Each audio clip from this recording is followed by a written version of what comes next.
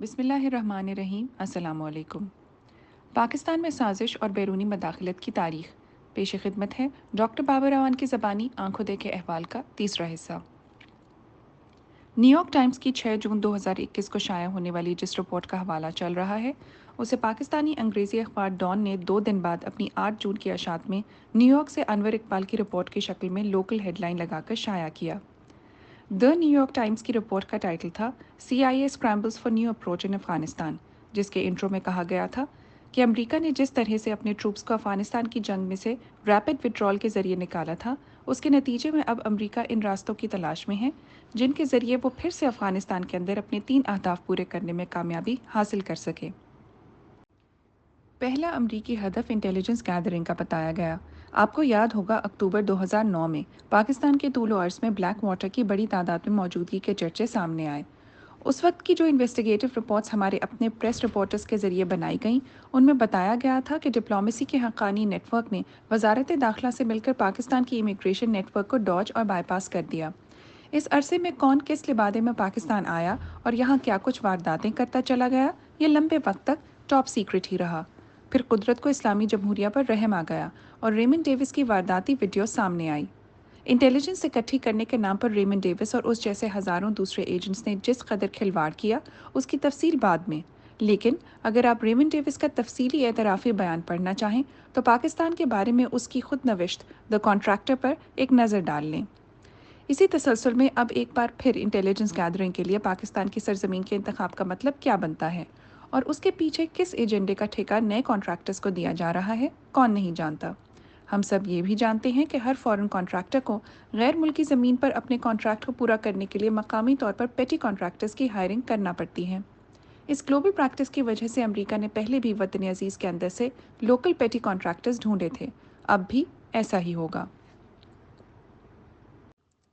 دوسرا امریکی ہدف وار فائٹنگ کا بتایا گیا ہے۔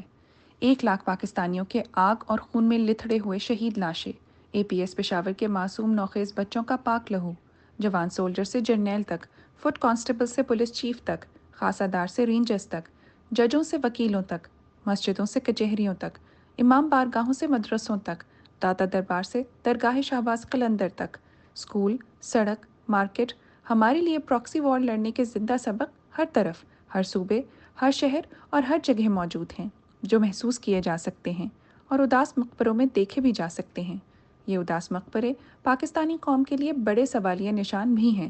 شہر خاموشہ خاموشی کی زبان میں قوم کے ہر فرد سے پوچھ رہے ہیں انہیں کس جرم کی پاداش میں مارا گیا، مارنے والا کون تھا اور اس قتل عام کا مقدمہ یا سو موٹو نوٹس کون لے گا، کون چلائے گا۔ یہی سوال اس وکالت نامے کا ٹائٹل ہے، اسے ذرا پھر سے سن لیں، وار فائٹنگ امپورٹڈ یٹ اگین۔ تیسرا امریکی ہدف۔ اس ہدف کے نام پر پاکستان کے طول و عرض کو آگ اور خون سے نہلا دیا گیا، ایک بار نہیں بلکہ 2 مرتبہ پہلے بھی، 1 ہفتہ، 1 مہینہ یا 1 سال نہیں بلکہ 1979 سے 2021 تک۔ امریکہ کا یہ ہدف ہے کاؤنٹر ٹیررزم آپریشنز۔ اس ہدف پر اٹھنے والا بنیادی سوال یہ ہے کہ کیا نیٹو کی امپورٹڈ جنگ لڑنے والے افغانستان میں کامیاب ہوئے؟ جدید دنیا کی سب سے مہنگی اور سب سے طویل جنگ کیا US الائنس جیت گیا؟ اس کا جواب نفی میں ہے۔ تو پھر کیا پاکستان اپنے آپ کو کاؤنٹر ٹیررزم کے نام پر اچھے بچے یعنی گڈ کاپ کی طرح تیسری بار ڈسے جانے کے لیے اپنی انگلی پھر اسی سوراخ میں ڈال دے جہاں سے اس کی رگو پے میں 2 بار پہلے بھی زہر قاتل اتارا گیا؟ بیان کردہ 3 امریکی اہداف کو سامنے رکھا جائے تو موشن آف نو کانفیڈنس کی امپورٹڈ قرارداد کی شان نزول فوراً سمجھ میں آ جاتی ہے۔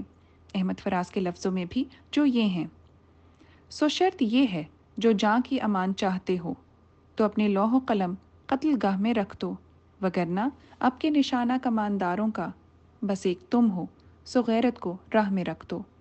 قومی غیرت قوم کے ہر ایک فرد سے تقاضا کرتی ہے کہ وہ ہر طرح کی اینک اتار دے، ملکی معاملات میں مداخلت کو کسی بھکاری کی عزت نہ سمجھے، بلکہ اسے وطن کی آبرو جان کر جتنی ہو سکے خودی اور خودداری دکھائیں۔ بکاؤ مال وقتی عنایات کے لالچ میں جب بھی برسر بازار ریٹ لگواتا ہے تو تاریخ اسے میر جعفر اور میر صادق کے نام سے عبرت کا نشان بناتی ہے۔ اس امپورٹڈ اسکرپٹ پر مبنی سازش کی ایگزیکٹو سائٹ پر عدم اعتماد کی امپورٹڈ موشن کے بطن سے بہت سے بچے پیدا ہو رہے ہیں۔ سب سے مکروہ اور ماورائے آئین ووٹ فروشی اور ضمیر فروشی کا کھلا دھندا تھا۔ جسے دیکھ کر سکوں کی جھنکار پر نیم شب بکنے والا بازار بھی شرمندہ ہو گیا۔ ایسا نہیں کہ سب خاموش رہے۔ ہرس، ہوس، دھونس، دھن اور مکر و فن کے اس برہنہ حمام کے عین بیچوں بیچ صدر ریاست اکیلا کھڑا ہوا۔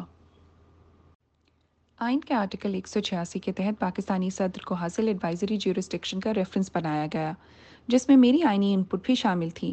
ریفرنس ملک کی سب سے بڑی انصاف گاہ میں 21 مارچ 2022 کو دائر کیا گیا۔ اس دوران پاکستان کی جوڈیشل اور پارلیمنٹری ہسٹری میں ایسے واقعات ہوئے جن کی مثال پاکستان کی 75 سالہ تاریخ میں اس سے پہلے کہیں موجود نہیں۔ ایک ایک کر کے یہ واقعات دیکھنے سے پہلے، ان واقعات کو سمجھنے سے پہلے، کچھ واقعاتی شہادتوں یعنی سرکمسٹانشل ایویڈنسز کو دیکھنا ضروری ہوگا۔ ان واقعات کا خلاصہ یا نتیجہ پال کریگ رابرٹس کے لفظوں میں دیکھ لیتے ہیں، جو امریکہ کے سب کیبنٹ آفس ہولڈر، حالیہ عشرے میں یو ایس فارن پالیسی کے سب سے بڑے اپوننٹ، معروف آتھر، اکانومسٹ، یونیورسٹی ٹیچر اور رائے عامہ کو متاثر کرنے والی بڑی آواز ہیں۔ پال کریگ رابرٹس کا یہ جملہ امریکہ سمیت ساری دنیا میں پھیل چکا ہے: Washington purchase the corrupt Pakistan parliament but loss the Pakistan people. یہاں یہ بات بھی یاد رکھنے والی ہے کہ صدر ڈونلڈ جے ٹرمپ یا جوزف رابنٹ بائیڈن جونیئر کی 50 مسلم ملکوں اور مڈل ایسٹ کی صہیونی ریاست اسرائیل کے بارے میں پالیسی ہرگز تبدیل نہیں ہوتی۔ ان کے بارے میں امریکی اسٹیبلشمنٹ بشمول پینٹاگن اور CIA کے تحریری ثبوت سنیے اگلے حصے میں۔ کالم جاری ہے۔